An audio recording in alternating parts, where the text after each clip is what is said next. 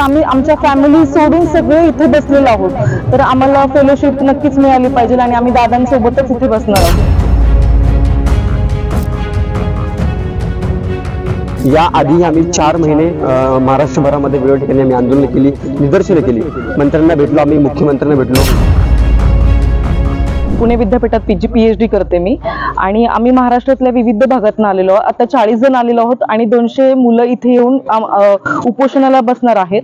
आणि माझी मागणी हीच आहे की सारथीनं आमच्या मराठी मुलांना जी फेलोशिप आम्हाला मिळते किंवा उच्च शिक्षणासाठी जो आम्हाला पैसा मिळतो तर तो आम्हाला वेळोवेळी आम्हाला विविधपणे उपलब्ध करून द्यावा. पण तो गेले 18 महिने झाले, आता आमचा PhDचा काळ संपत आलाय तरी देखील आमची स्कॉलरशिप आम्हाला मिळालेली नाहीये.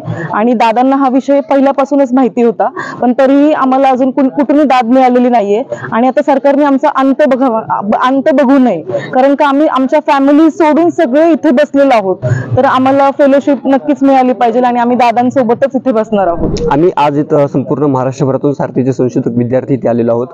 आमची मागणी अशी आहे की 2023 बॅचच्या सर्व विद्यार्थ्यांना सरसकट फेलोशिप देण्यात यावी, कारण याआधी संस्थेने सरसकट सर्वांना फेलोशिप दिली गेली होती. त्याचं कारण असं की मराठा समाजातील विद्यार्थ्यांना कसल्याही प्रकारची शिक्षणामध्ये सवलत नाहीये, ना कुठे आरक्षण आहे. आणि जर उच्च शिक्षणामध्ये त्यांना आरक्षण भेटते किंवा सवलत जर भेटत असेल तर ती का तुम्ही कमी करताय, तर या प्रमुख मागणीसाठी आम्ही इथे सर्वजण आलेलो आहोत.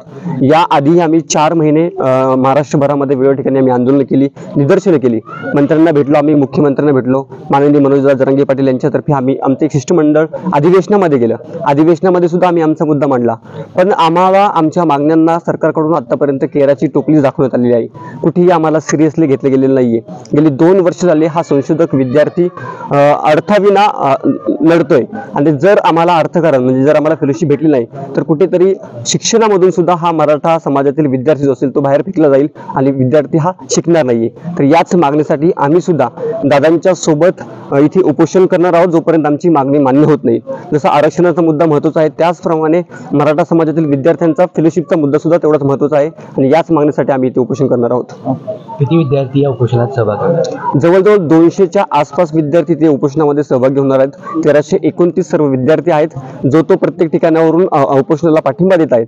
पण इथे ऍक्च्युअली 200 विद्यार्थी येत आहेत. आता इथे 40 विद्यार्थी उपस्थित झालेले आहेत आणि काही विद्यार्थी रस्त्याने येत आहेत. सावित्रीबाई फुले पुणे विद्यापीठामध्ये PhDचं संशोधन करत आहे.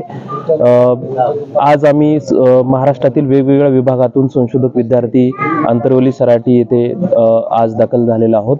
माननीय मनोजदादा जरांगे पाटील आज उपोषण करत आहेत आणि त्या उपोषणाला देखील आम्ही मराठा संशोधक विद्यार्थी पाठिंबा देण्यासाठी एकत्रित जमलेलो आहे. त्याचबरोबर सारथीचा PhD संशोधक विद्यार्थ्यांचा जो प्रश्न आहे गेल्या अनेक महिन्यांपासून प्रलंबित आहे तो देखील अजून मार्गी निघालेला नाही. जोपर्यंत सारथी संशोधक विद्यार्थ्यांना सरसकट फेलोशिप दिली गेली जात नाही तोपर्यंत आम्ही देखील पाटलांसोबत उपोषण करणार आहोत. आणि महाराष्ट्रातील वेगवेगळे विद्यार्थी अजून जोडले जात आहेत. आता तब्बल 40 विद्यार्थी आम्ही या ठिकाणी जमलेलो आहोत.